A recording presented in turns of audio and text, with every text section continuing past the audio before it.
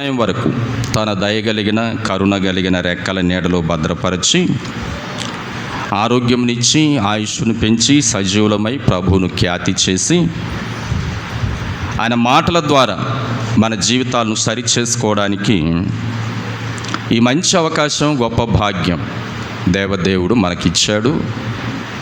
మనందరం కూడా దేవునికి కృతజ్ఞతలు, వందనాలు చెల్లింపబద్ధులమై ఉన్నాం. ప్రాముఖ్యంగా ఈ 2026 సంవత్సరం సిలువ ధ్యాన కూడికలలో మనమున్నాం.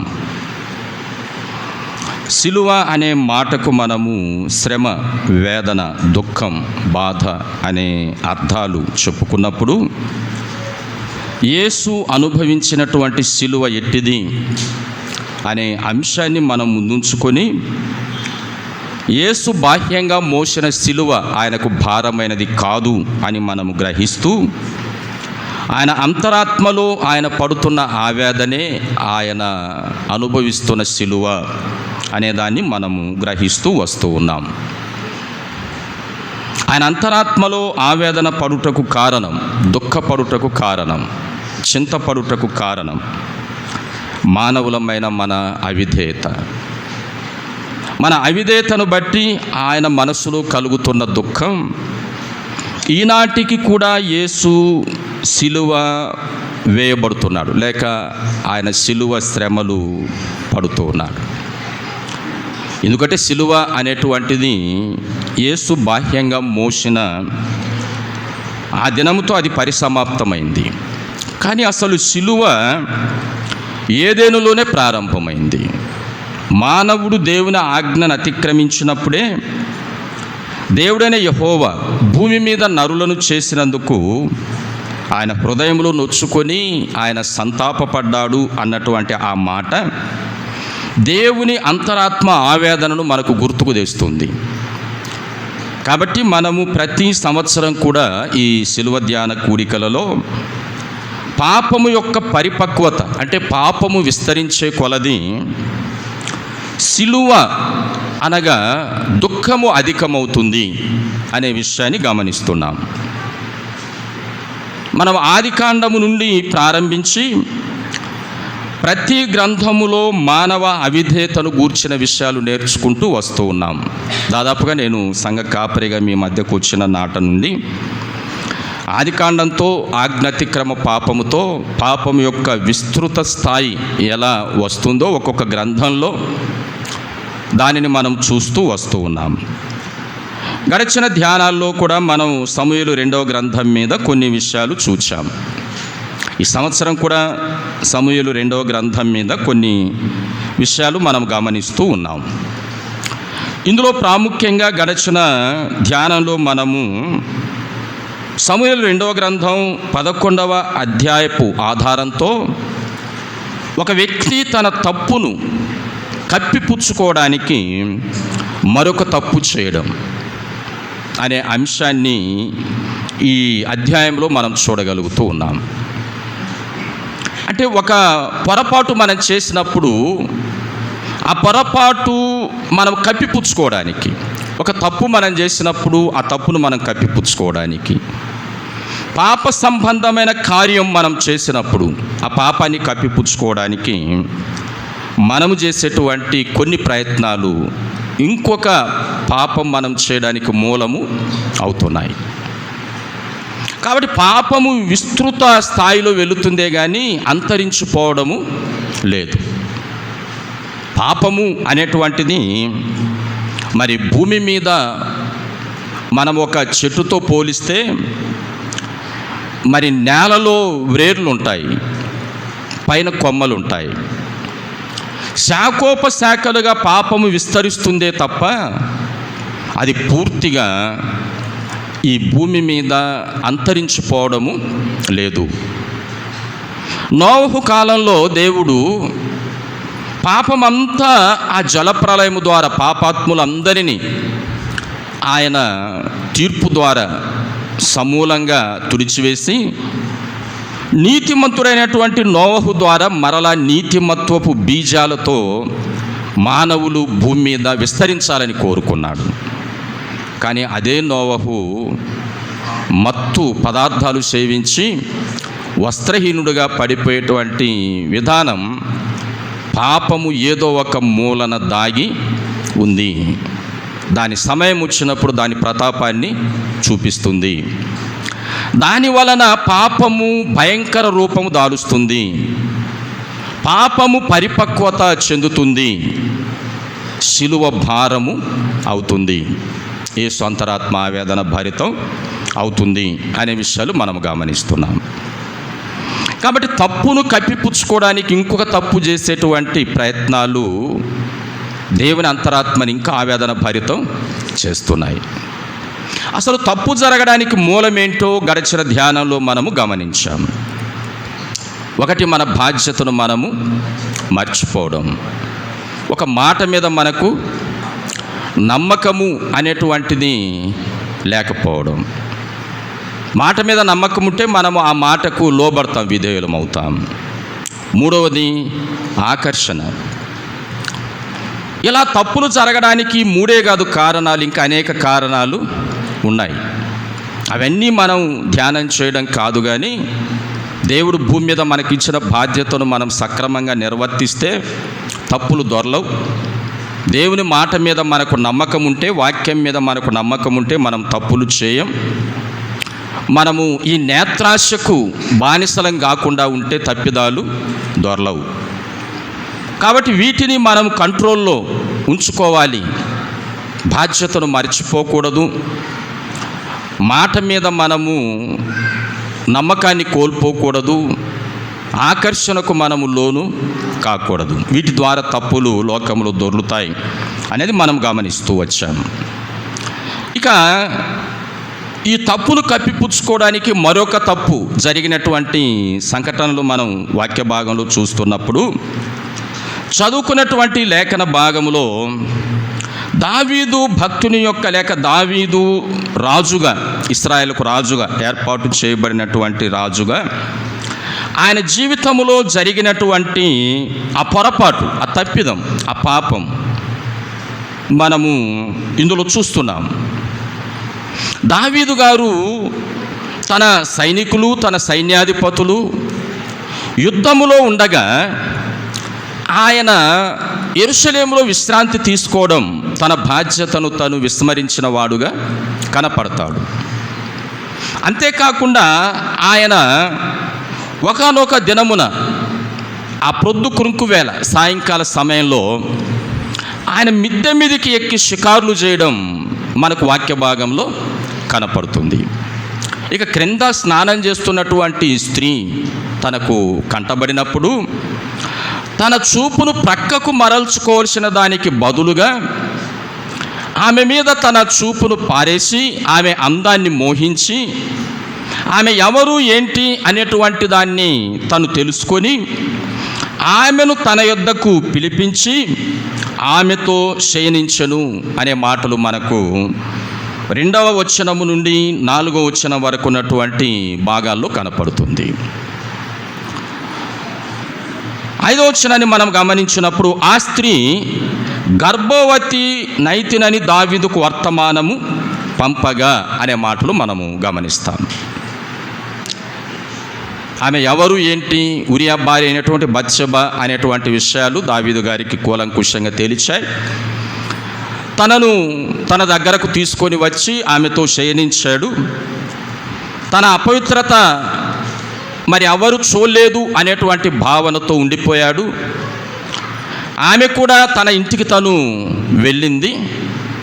అయితే కాలము గడిచే కొద్దీ ఆమె గర్భవతి అయినట్లు తను గ్రహించింది. బత్షెబ గర్భవతి అయినట్లు తను గ్రహించింది. ఇప్పుడు ఉరియా అయితే తన భర్త అయితే యుద్ధములో ఉన్నాడు, సైనికులతో ఆయన యుద్ధములో ఉన్నాడు. మరి తను ఎలా గర్భవతి అయింది? దీనికి జవాబు రావాలి. అంటే ఉరియా గారు ఇంటికి వచ్చినప్పుడు మరి ఆమె గర్భవతి కావడానికి కారణం ఏంటి అనేటువంటి దాన్ని తన భర్త రీజను తీస్తాడు. మరి అలా రీజను తీసినప్పుడు ఆమె ఎవరి ద్వారా గర్భవతిని అయ్యానో ఆమె చెప్పక తప్పదు. అందుకే ఆ విషయాన్ని ఆమె ముందుగానే రాజైన దావీదు గారికి వర్తమానము చేసింది. దావీదు ఈ తప్పును కప్పిపుచ్చుకోవడానికి చేసే ప్రయత్నాలు వాక్య భాగంలో మనం చూస్తున్నప్పుడు, ఉరియాను ఆ యుద్ధము నుండి తిరిగి రమ్మని కబురు పంపించి, సైనికుడైనటువంటి యోవాబుకు కబురు పంపించి తనను ఇంటికి రమ్మని చెప్పి, ఇప్పుడు నీవు ఇంటికి వెళ్ళి నీ కుటుంబంతో విశ్రాంతి తీసుకో అని చెప్పడం మనం చూస్తాం వాక్య భాగంలో. అంటే ఏంటి? ఉరియా గారు ఇంటికి వెళితే తన భార్యతో ఆయన ఉంటే ఆ గర్భము ఉరియాకే వచ్చింది అనేటువంటి విధంగా, ఇక దాన్ని గూర్చినటువంటి ఏ విధమైనటువంటి సమస్యలు ఉత్పన్నం కాకుండా ఉండిపోతుంది అనేటువంటిది దావీదు గారి యొక్క ఆలోచన.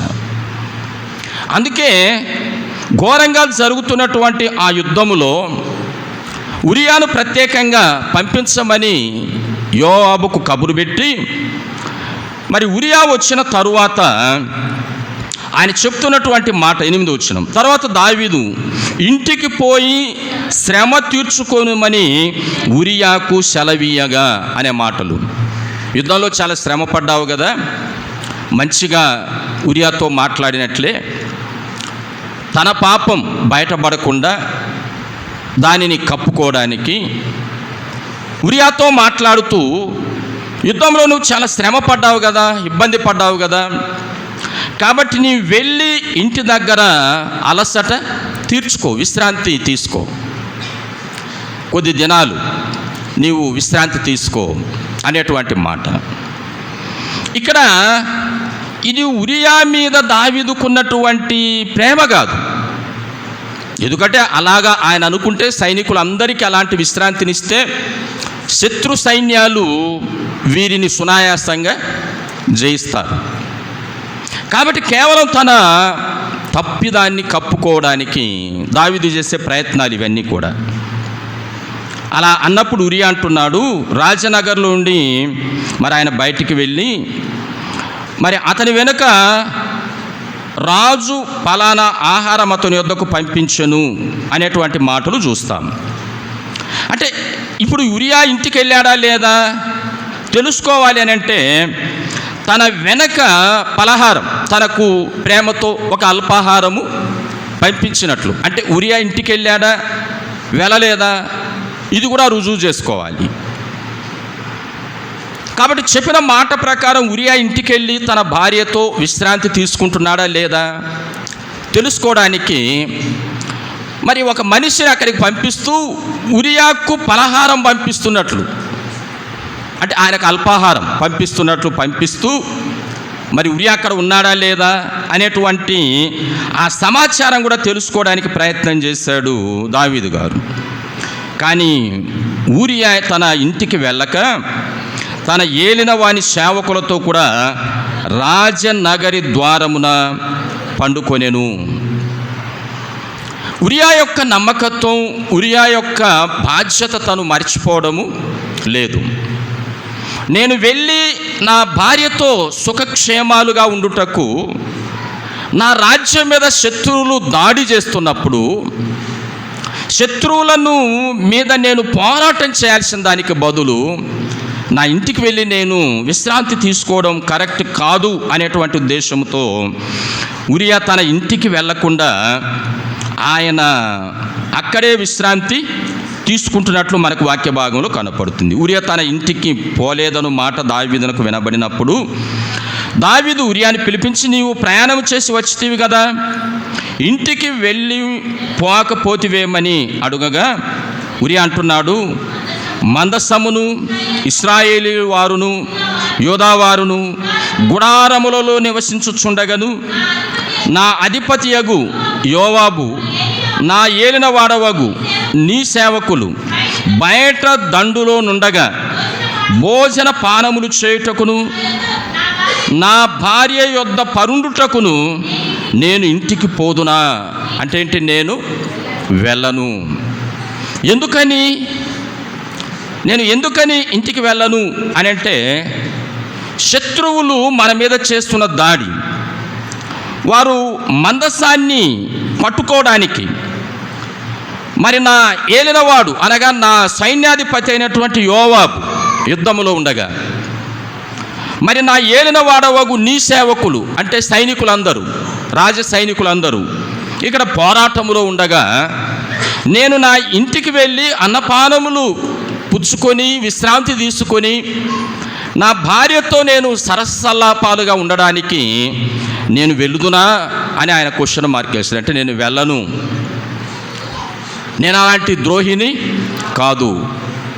నా రాజ్యము కొరకు, నా రాజు కొరకు, నా ప్రజల కొరకు, నా దేవుని మందసము కొరకు నాకివ్వబడిన బాధ్యతలో నేను పోరాటము చేస్తానే తప్ప నేను ఈ రీతిగా విశ్రాంతి తీసుకొని నా బాధ్యత ఇంకొకరి మీద మోపినట్లుగా నేను ఉండను అన్నటువంటి ఈ మాట ఉరియా యొక్క మంచితనాన్ని, ఉరియా యొక్క మరి బాధ్యత తను విస్మరించకుండా ఉన్నటువంటి దానిని, దేశం మీద, రాజు మీద, సైనికుల మీద, సైన్యాధిపతుల మీద ఆయనకున్నటువంటి గౌరవాన్ని తెలియజేస్తున్నట్లు మనకు అర్థమవుతుంది.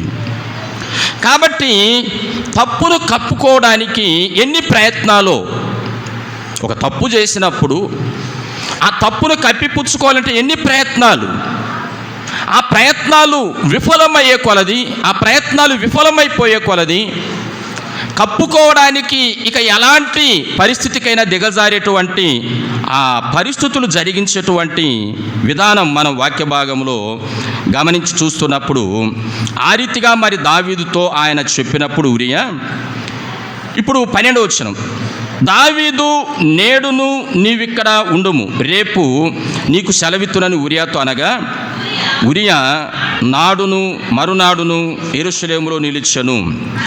అంతలో దావీదు అతనిని భోజనమునకు రమ్మని పిలిపించెను.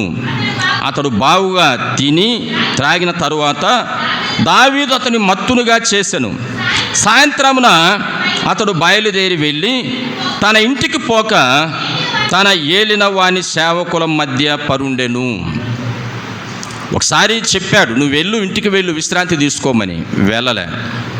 ఎందుకు వెళ్ళలేదు అని అంటే తన బాధ్యతను తను గుర్తు చేశాడు. ఇక ఇప్పుడు ఏం చేస్తున్నాడు అని అంటే, బాగా ఆయనకు భోజనం పెట్టి మత్తుగా తనను తాపితే ఆ మత్తులో తన ఇంటికి వెళ్ళిపోతాడు అనేటువంటి ప్రయత్నం. ఆ మత్తులో తన ఇంటికి వెళ్ళిపోతాడు. కానీ ఉరియా అలాంటి వాడు కాదు, తన బాధ్యతను తను విస్మరించిన వాడు కాదు.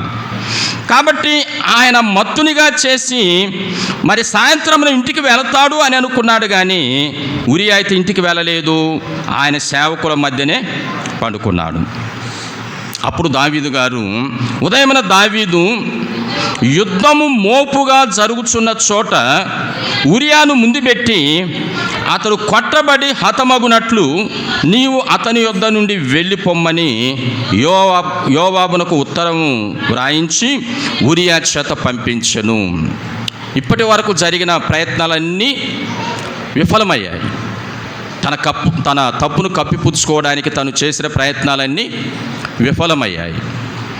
ఇక విఫలమైన ఈ ప్రయత్నాల్లో తను చేసిన ఆలోచన ఏంటంటే, ఇక ఉరియా అడ్డు తొలగించడమే మంచిది అని అనుకున్నాడు. తను జరిగించినటువంటిది ఒకవేళ జారత్వం, వ్యభిచారం అయితే, ఇప్పుడు దావీదులోకి వచ్చినటువంటి ఆలోచన ఏంటంటే, ఉరియాను అంతమొందిద్దాం, నరహత్య.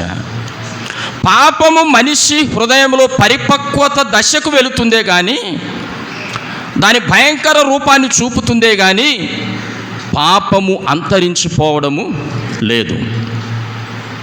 కేవలం ఆజ్ఞ అతిక్రమంతో ప్రారంభమైనటువంటి పాపం అనేక దుర్నీతి కార్యాలు, సకల దుర్నీతి కార్యాలు భూమి మీద జరగడానికి కారణమవుతున్నాయి. కాబట్టి దావీదు గారు ఇప్పటి వరకు తన తప్పును కప్పుకోవడానికి చేసిన ప్రయత్నం ప్రతిఫలించకపోగా, ఇప్పుడు ఆయన చేసినటువంటి తను చేసిన ఆలోచన మనం చూస్తే, ఉదయాన్నే దావీదు లేచి మరి యోవాబు సైన్యాధిపతి ఆయనకు ఒక ఉత్తరం రాస్తున్నాడు. ఏమని? యుద్ధము ఎక్కడైతే భయంకరంగా జరుగుతుందో ఆ స్థలమందు ఉరియాను ముందు పెట్టి ఉరియా హతమగునట్లు నువ్వు ప్రణాళిక సిద్ధం చేయి అని ఒక ఉత్తరం రాసి ఆ ఉత్తరం ఉరియాకే ఇచ్చి నీ వెళ్ళి యోవాబును కలుసుకో అని చెప్పి పంపించాడు. ఎంత ద్రోహం ప్రేమైన దేవుని బిడ్డలారా. దావీదును అనేక విషయాలలో మనము కొన్ని విషయాల్లో కొన్ని మాదిరే తీసుకోగలం, కానీ కొన్ని విషయాల్లో దావీదును మనము మాదిరిగా తీసుకోలేము.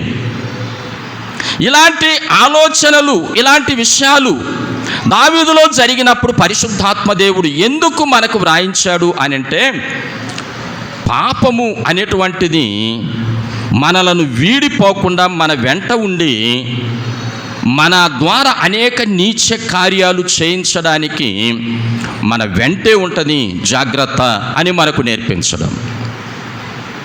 ఎందుకంటే గొర్రెలు కాచుకుంటున్నటువంటి దావీదును ఆయన పిలిచి సౌలు కుటుంబానికి రావలసినటువంటి వారసత్వాన్ని ఆయన తొలగించి దావీదునకు ఆ స్థానం ఇచ్చి యెషయా మొద్దు చిగురించేటువంటి ఏర్పాట్లు ఆయన కలిగించి యూదా గోత్రానికి మరలా బెన్యామీను గోత్రము నుండి అది బదిలీ చేసి ఈ విధంగా దావీదు ద్వారా యెషయా మొద్దు చిగురించే విధంగా దేవుడు ఎంత ప్రణాళిక చేస్తే దావీదు గారిలో ఉన్నటువంటి ఆలోచనలు, తనలో ఉన్నటువంటి తలంపులు, ఇవన్నీ కూడా తన పాపాన్ని పెచ్చుమీరడానికే అవి ప్రతాపము చూపుతున్నాయి. కానీ దేవుడు నన్ను ఇంత గొప్పగా దీవించాడే, ఆశీర్వదించాడే, మరి నాకు కావలసిన సమస్తమును కూడా సమకూర్చాడే, కాబట్టి నేను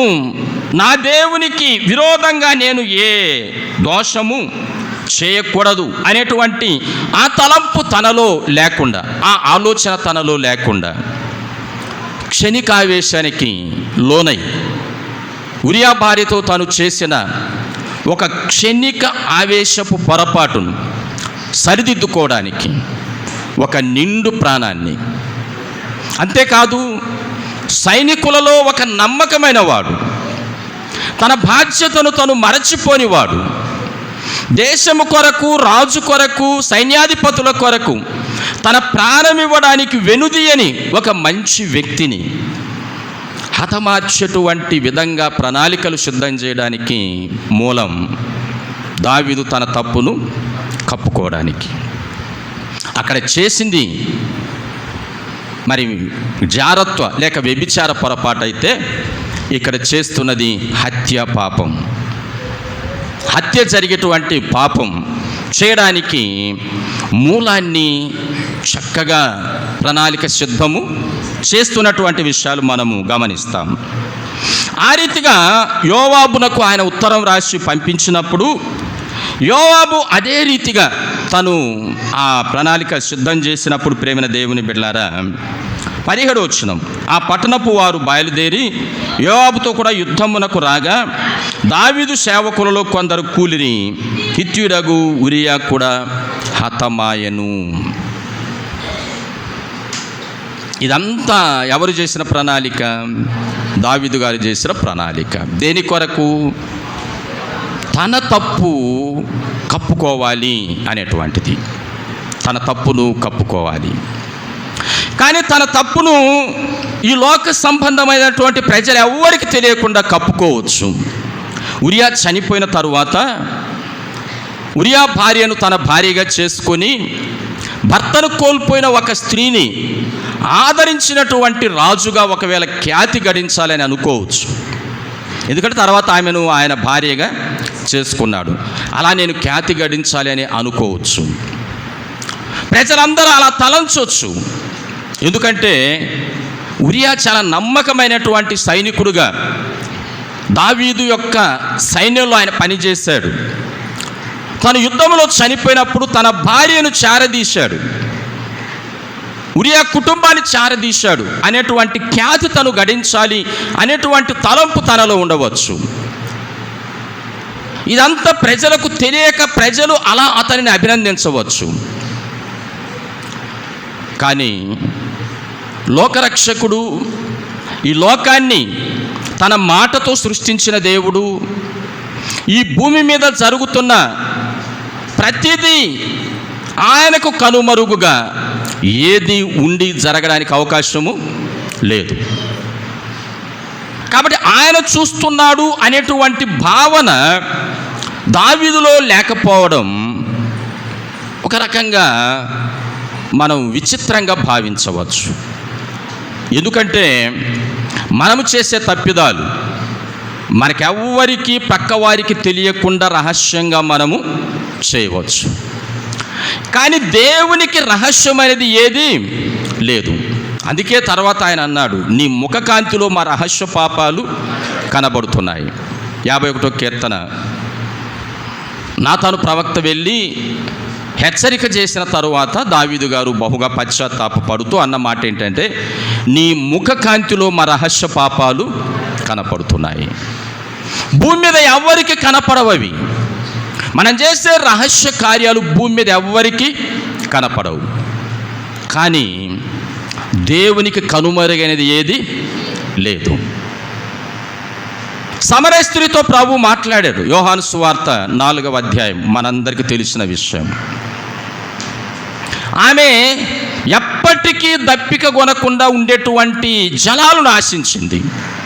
ఎందుకంటే ప్రభు అన్నాడు, మరి ఈ బావి నీళ్లు త్రాగు ప్రతివాడు మరలా దప్పికొంటాడు, కానీ నేనిచ్చే నీళ్లు త్రాగువాడు మరి అన్నిటికీ దప్పికి కొనడు. అయ్యా, నేను ఇంత దూరం వచ్చి ప్రతిరోజు ఈ నీళ్లు తీసుకొని పోకుండా ఇక నాకు ఎప్పటికీ దప్పిక కాకుండా ఉండడానికి ఆ నీళ్లు నాకు ఇవ్వమని అడిగింది. ఎవరు? సమరయ స్త్రీ. ప్రభు అన్నాడు, నీ వెళ్ళి నీ పెనిమిటిని పిలుచుకొనిరా. నాకు పెనిమిటి లేడు, నాకు భర్త లేడు.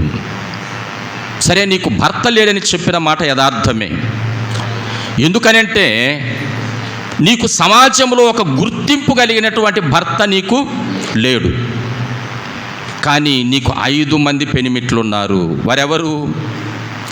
రహస్యంగా ఆమెతో కాలం గడుపుతున్నవారు. ఆమెకు 5 మంది పెనిమిట్లు ఉన్న సంగతి నాడు లోకంలో ఎవరికి తెలియక పోయి ఉండవచ్చు. ఎందుకంటే తన పాపాన్ని ఎవరైనా కూడా చాలా రహస్యంగా ప్రక్కవారికి కూడా తెలియకుండా చేయాలనేటువంటి జాగ్రత్తలు చాలానే తీసుకుంటారు. ఆ జాగ్రత్తల్లో భాగంగా ఆమె ఇంతమందితో తన శారీరక జీవితాన్ని పాడు చేసుకుంటుంది అనేటువంటి తెలియకపోయి ఉండవచ్చు. ఆ గ్రామంలోనే ఎవరికి తెలియకపోయి ఉండవచ్చు. కానీ క్రీస్తుకు అది కనుమరుగు కాలేదు. ఆయన అన్నాడు, నీకు 5 మంది పెనిమిట్లు ఉన్నారు, కానీ సమాజములో గుర్తింపబడిన పెనిమిటి మాత్రం నీకు లేడు. నువ్వు గుర్తింపు లేకుండా అక్రమంగా నీ శరీరాన్ని నువ్వు పాడు చేసుకుంటున్నావు. ఇది సమరయ స్త్రీతో ప్రభు మాట్లాడిన మాట.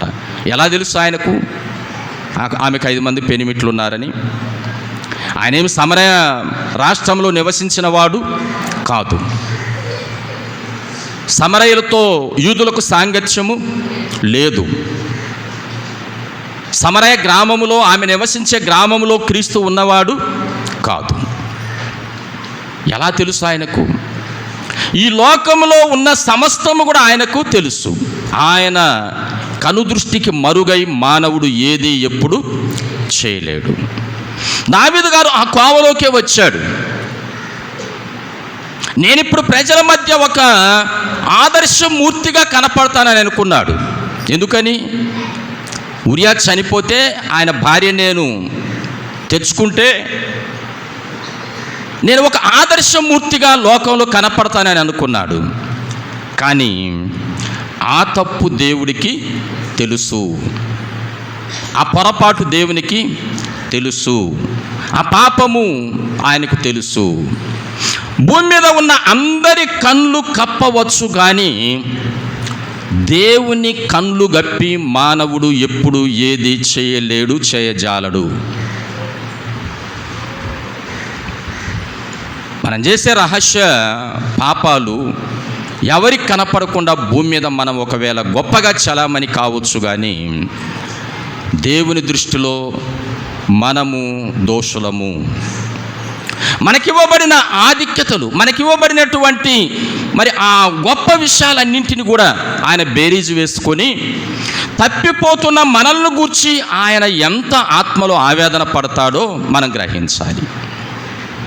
గొర్రెలను కాచుకుంటున్న దావీదును చేసి ఇశ్రాయేలుకు రాజును చేసి యూదా గోత్రానికి యెషయా మొద్దు చిగిరించడానికి ఇంత ప్రణాళిక చేస్తే దావీదు చేసిన ఈ ఘోరం, ఒక తప్పును తను కప్పుకోవడానికి చేసిన ఈ ఘోరాన్ని బట్టి దేవదేవుడు ఎంత ఆత్మావేదన పడి ఉంటాడో మనం గమనిస్తే అదే ఆయన అనుభవించే సిలువ, అదే ఆయన భరించేటువంటి బాధ. ఈనాటికి తప్పిపోతున్నటువంటి వ్యక్తులను గూర్చి దేవుని అంతరాత్మ ఆవేదన భరితమే అవుతుంది. మనమేమనుకుంటున్నామంటే ఆయన మోసిన సిలువ ఆయన మొయ్యరానిది, భారమైనది అని అనుకుంటున్నాం. విత్తనములిచ్చు వృక్షములు మొలుచును గాక అని ఆయన పలికితే వృక్షాలు మొలిచాయి. ఆ వృక్షపు ఒక మ్రాను మోయడం ఆయనకు భారము కాదు. కానీ ఆ సిలువ మరణము ద్వారా మానవ పాపానికి ప్రక్షాళన చేయడానికి మాత్రమే ఆ బాహ్య సిలువను ఆయన మోశాడు, ఆ సిలువలో తన రక్తమును కార్చాడు. కానీ ఆయన అంతరాత్మ పడుతుంది ఆవేదన. మానవుడు తన తప్పును తాను తెలుసుకొని ఒప్పుకొని విడిచిపెట్టి లోబడకపోగా దాన్ని కప్పుకోవడానికి ఇంకొక తప్పు చేయడం, పాపము పరిపక్వత చెందుతుంది, భయంకర రూపము ధరిస్తుంది. ఇది ఏదైనా కావచ్చు ప్రేమ దేవుని బిడ్డలారా. కేవలం దావీదు చేసిన ఈ కోణమే కాదు, ఏ విషయంలోనైనా కావచ్చు. దేవుణ్ణి కప్పిపుచ్చి మనమేమీ చేయలేము. వెంటనే దేవుడైన యెహోవా దావీదు దగ్గరకు నాతాను ప్రవక్తను పంపించాడు. ఇదిగో దావీదు తన తప్పును కప్పుకోవడానికి మరొక తప్పు చేశాడు, హెచ్చరించకపోతే తప్పు మీద తప్పు ఇంకా చెడిపోతాడు. హెచ్చరిక చేయాలి. కాబట్టి నాతాను ప్రవక్త తన దగ్గరకు వచ్చి ఒక దృష్టాంతాన్ని చెప్పాడు. ఒక ఐశ్వర్యవంతుడు, 12వ అధ్యాయం, ఒక ఐశ్వర్యవంతుడు ఒకడు దరిద్రుడు. ఐశ్వర్యవంతునికి విస్తారమైన గొర్రెలు గొడ్లు కలిగి ఉన్నాడు. అయితే ఆ దరిద్రునికి తాను కొనుక్కొనిన ఒక చిన్న ఆడు గొర్రె పిల్ల తప్ప మరేమీ లేవు. వాడు దాన్ని పెంచుకొనుచుండగా అది వాని బిడల యొద్దను ఉండి పెరిగి వాని చేతి ముద్దలు తినుచు, వాని గిన్నెలోని త్రాగుచు, వాని కౌగిట పండుకొనుచు, వానికి కుమార్తె వలె ఉండెను. అట్లుండగా మార్గస్థుడు ఒకడు ఐశ్వర్యవంతుని యొద్దకు వచ్చెను.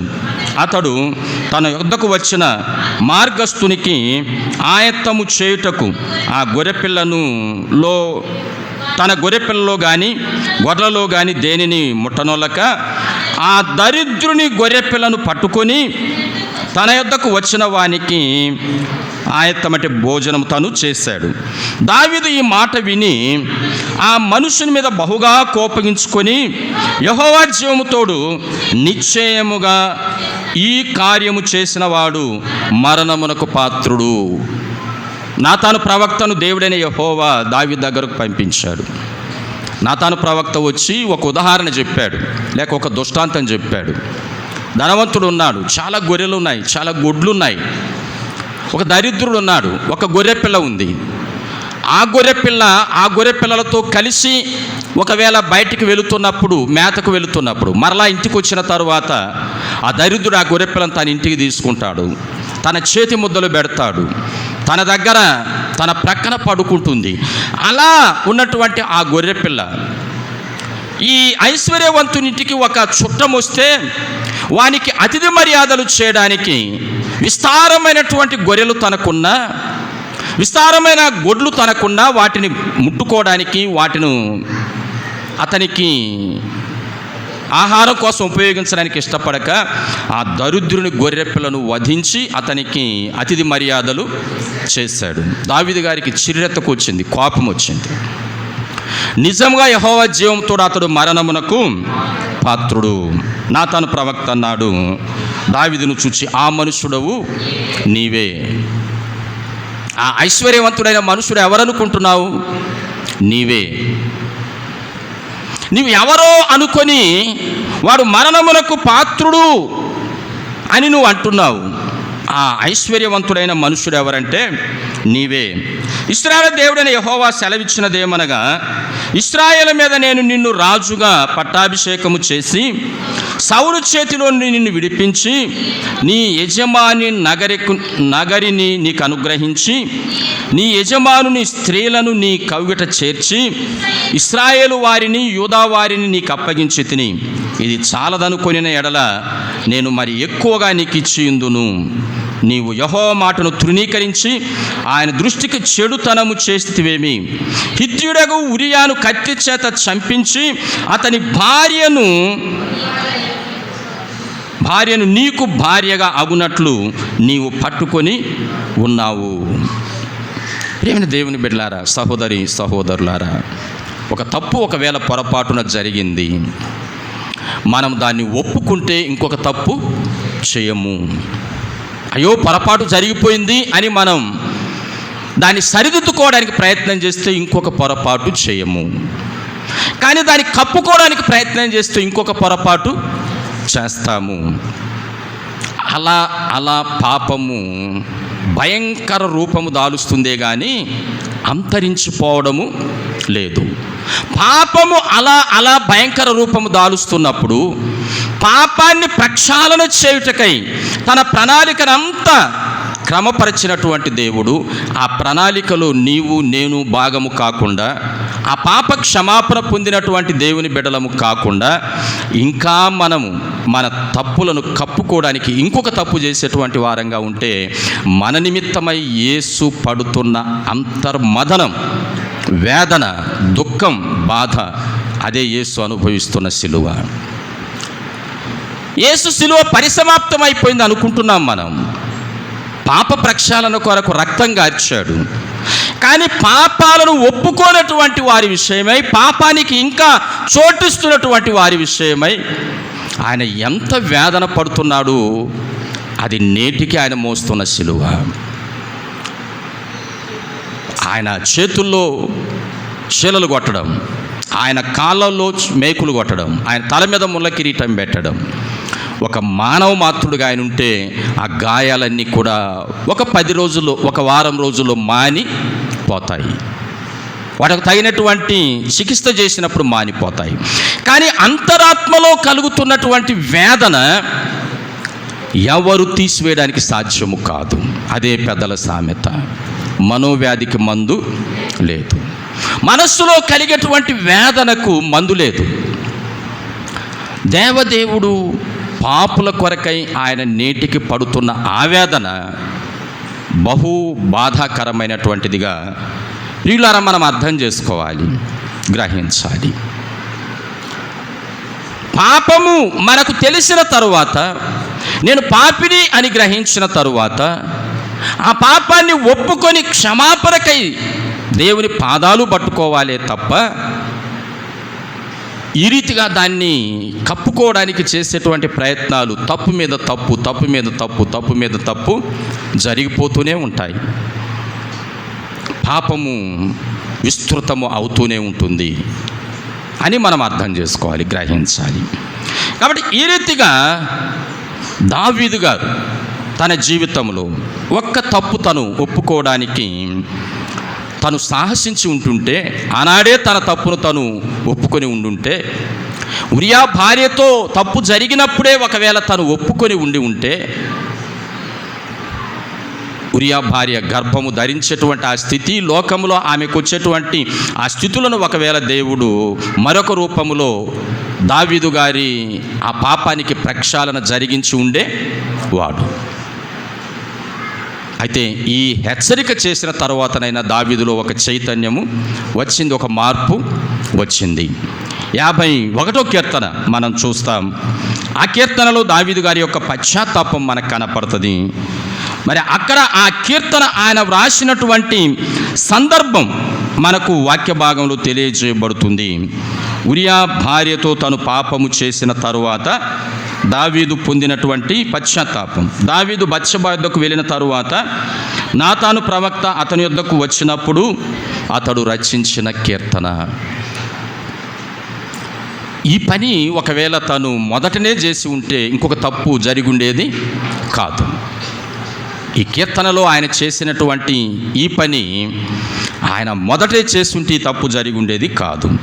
అందుకే అక్కడ మనకు కనపడుతున్నమాట, నా అతిక్రమములు నాకు తెలిసే ఉన్నవి, నా పాపం ఎల్లప్పుడూ నా ఎదుట ఉన్నది. నీకు కేవలము నీకే విరోధముగా నేను పాపము చేసి ఉన్నాను, నీ దృష్టి ఎదుట నేను చెడుతనము చేసి ఉన్నాను. దావీదు గారు తన దోషము ఇప్పుడు ఒప్పుకుంటున్నాడు. తనలో మార్పు ఇప్పుడు వస్తుంది. నేను పాపములో పుట్టినవాడను, పాపములోనే నా తల్లి నన్ను గర్భమున ధరించెను. దేవా, నీ కృప చొప్పున నన్ను కరుణించు. ఎలా అంటే, నా పాపము పోవునట్లు నన్ను పవిత్రుని చేయుము, హిసోపుతో నా పాపం పరిహరింపుము, హిమము కంటే తెల్లగా ఉండునట్లు నీవు నన్ను కడుగుము, మరలా ఉత్సాహ సంతోషాలు నాలోనికి రప్పించు, అప్పుడు నీ విరిచిన ఎముకలు హర్షించును. అంటే నీవు నన్ను కొట్టావు కదా దెబ్బ, అప్పుడు నేను మరలా తేరుకుంటాను. నా పాపాలు నువ్వు క్షమిస్తే నేను సంతోషపడతాను, నా పాపము నీవు క్షమించకపోతే నేను నశించిపోతాను, నాశనమైపోతాను అంటూ ఆయన వ్రాసినటువంటి లేక ఆయన పాడినటువంటి, ఆయన దేవుని దగ్గర పశ్చాత్తాపడినటువంటి కీర్తన ఇది. నాతాను ప్రవక్త హెచ్చరించి ఆ మనుషుడవు నీవే అన్న వెంటనే దావీదు గారి గుండె పగిలిపోయింది. దేవునికి దూరంగా నేను ఏ తప్పిదము చేసి కప్పలేను. తన ఇంట్లో దొర్లి ఏడ్చి ఈ కీర్తన రాశాడంట దావీదు గారు. ఇదే మొదట జరిగుంటే ఇంకొకటి జరగకుండా తను ఆపేవాడు. పాపము యొక్క భయంకర రూపాన్ని కొంతవరకన్నా ఆపగలిగి ఉండేవాడు, కానీ అలా చేయలేకపోయాడు. అందుకే మరొక తప్పు జరిగింది. తప్పు మీద తప్పు జరుగుతున్నప్పుడు దేవుని అంతరాత్మ ఎంత వేదన పడుతుందో, ఎంత దుఃఖపడుతుందో ప్రియులారా మనం అర్థం చేసుకుంటే, అది యేసు అనుభవించే సిలువకు సంకేతంగా మనం అందరం కూడా గుర్తించాలని నేను జ్ఞాపకానికి తెస్తున్నాను. ఈ పాపం నేను ముందు చెప్పాను, ఇది ఒక చెట్టుకు ఏర్లు క్రింద ఎలా ఉంటాయో, పైన కొమ్మలు శాఖలు ఎలా ఉంటాయో అలా మొదట జరిగింది ఆజ్ఞ అతిక్రమ పాపం మాత్రమే, తినవద్దన్న చెట్టు ఫలమును తినడం మాత్రమే. కానీ ఆదాము దగ్గరకు దేవుడు వచ్చాడు, ఆదామా అని పిలిచాడు. ప్రభా, నీ స్వరం విన్నాను, కానీ నేను భయపడి దాక్కున్నాను అన్నాడు. నేను భయపడి దాక్కున్నాను ఎందుకంటే నేను దిగంబరిగా ఉన్నాను. ఆదికాండం 3వ అధ్యాయం చూస్తాం. ఎవడు నీవు దిగంబరివని నీకు తెలిపినవాడు? నేను తినవద్దని నీకు ఆజ్ఞాపించిన వృక్ష ఫలాలు తిన్నావా? అవును ప్రభువా, తిన్నాను. కాదు. ఏమన్నాడు దావీదు, ఏమన్నాడు ఆదాము? నీవు నాతో ఉండుటకు నీవు నాకు ఇచ్చిన ఆ స్త్రీయే కొన్ని ఫలాలు ఇవ్వగా నేను తిన్నాను. తప్పు నాది కాదు అన్నట్లు, తప్పు నాది కాదు అన్నట్లు. మరి నీ భార్య నీ ఇంట్లోకి ఆ ఫలాలు తెచ్చిస్తే, మనం రోజు తినే ఫలాలకు వీటికి మార్పు ఉంది. ఎక్కడివి ఫలాలు? మరి ఈ ఫలాలు ఏదైనా వనంలో తిరుగుతున్నప్పుడు తను కూడా ఒకవేళ చూచి ఉండవచ్చు. ఇదేందో ఒక వెరైటీ కనపడుతుంటే ఎక్కడివి ఇవి ఏంటి అని అడగాల్సిన బాధ్యత ఆదాముకు లేదా? భార్య ఒకవేళ ప్రక్కింటి కూర తీసుకొని వస్తే ఆ కూర వేసుకుని అంటే భర్త ఏమంటాడు? ఎవరు ఎక్కడ తెచ్చావి కూర, ఎవరు పెట్టారు అంటాడుగా. అంటే తన ఇంట్లో వండిన కూరకు బయట నుండి తెచ్చినటువంటి దానికి వ్యత్యాసం తనకు అర్థమవుతుందిగా. సరే, హవ్వనే తెచ్చిచ్చింది ఫలాలు, ఎక్కడ తెచ్చావు, ఏంటివి, మనం రోజు తినేదానికి వీటికి వ్యత్యాసం కనపడుతుంది అని అడగాల్సిన బాధ్యత లేదా? తిన్నాడు. ఇప్పుడు నేను మాత్రము కాదు, అవి నువ్వు నాకు ఇచ్చిన స్త్రీ ఇవ్వగా తిన్నాను. అలా తన పాపాన్ని కప్పుకోవాలా, ఇంకొకరి మీద దాన్ని వెయ్యాలా అనే దృష్టితోనే ఉంటాడు మానవుడు. అంటే అక్కడ ఆజ్ఞాతిక్రమం, ఇక్కడికి వచ్చే వరకు ఆ పాపం నాది కాదు అని ఇంకొకరి మీద వేయడం. ఇక ఆదాము అవ్వలకు పుట్టిన కుమారులు ఏకంగా హత్య చేయడం. నీ తమ్ముడు ఎక్కడున్నాడు? కయ్యను నేనేమన్నా కావలి వాడనా నా తమ్మునికి? దురుసు జవాబు, గర్వంతో కూడినటువంటి జవాబు, దేవుడు చూస్తున్నాడు అనేటువంటి తలంపు లేని జవాబులు, ఇవన్నీ కూడా పాపము విస్తృత స్థాయికి వెళ్ళడానికి మూలాలు. అయితే ప్రేమైన దేవుని బిడ్డలారా, ఈ పాపాన్ని పరిహరించడానికే క్రీస్తు కలువరి శిలువలో బాహ్య శిలువను అనుభవించాడు. ఈ పాపం పరిహరింపబడాలి అని అంటే మూలం ఒక్కటే. అది మనకు యోహాను వ్రాసిన మొదటి పత్రిక 1వ అధ్యాయం మనం చదువుతున్నప్పుడు 9వ వచనం, మన పాపములను మనము ఒప్పుకుని ఎడల ఆయన నమ్మదగిన వాడును నీతిమంతుడును గనుక ఆయన మన పాపములను క్షమించి సమస్త దుర్నీతి నుండి మనల్ని విడిపిస్తాడు. ఒప్పుకో, విడిచిపెట్టు, దాన్ని కప్పుకోవడానికి ఇంకొక పని చేయగాకు. అందుకే సామెతల గ్రంథం మనకి 28:13 అన్నాడు, అతిక్రమమును దాచిపెట్టువాడు. అతిక్రమాలంటే ఏంటివి? పాపాలు, తప్పులు దాచిపెట్టేవాడు వర్ధిల్లడు. ఒప్పుకొని విడిచిపెడితేనే కనికరాన్ని పొందుతాడు. పశ్చాత్తాపడు, నీ పాపముల కొరకై ప్రభువును గోజారు అడుగు. అంతేగాని ఆ పాపము లోకములు తెలియకుండా నేను నా అధికారాన్ని, నా గొప్పతనాన్ని నేను పోగొట్టుకోకుండా నన్ను నేను సేవ్ చేసుకోవాలి అని అంటే, ఈ పాపాన్ని నేను కప్పుకోవాలని నువ్వు అనుకుంటే ఇంకొక పాపం నీ తలకు చుట్టుకుంటుంది, ఇంకొక తప్పు నీ తలకు చుట్టుకుంటుంది. మధ్యాహ్న కాల వేళ ఈ మాటలను జ్ఞాపకం చేసుకుంటున్నాం మనం. ప్రియమైన దేవుని బిడ్డలారా, సహోదరి సహోదరులారా, మన తప్పులను మనం ఒప్పుకొని విడిచిపెట్టాలే తప్ప దాన్ని కప్పుకొని ఇంకొక తప్పు చేసి పాపానికి మనము నీరు పోసే వారంగా ఉండకూడదు. ఎందుకంటే ఒక చెట్టుకు నీరు పోస్తే విస్తరిస్తుంది కదా. ఒక పాపాన్ని ఒప్పుకుంటే అంతరిస్తుంది, ఒక పాపాన్ని కప్పుకుంటే విస్తరిస్తుంది. కాబట్టి మధ్యాహ్న కాలం వెళ్ళి మాటలను తలపోసుకుంటున్న మనం జాగ్రత్త పడదాం. పాపాన్ని అంతరించిపోయేటువంటి విధంగా మనల్ని మనం సరిచేసుకుందాం.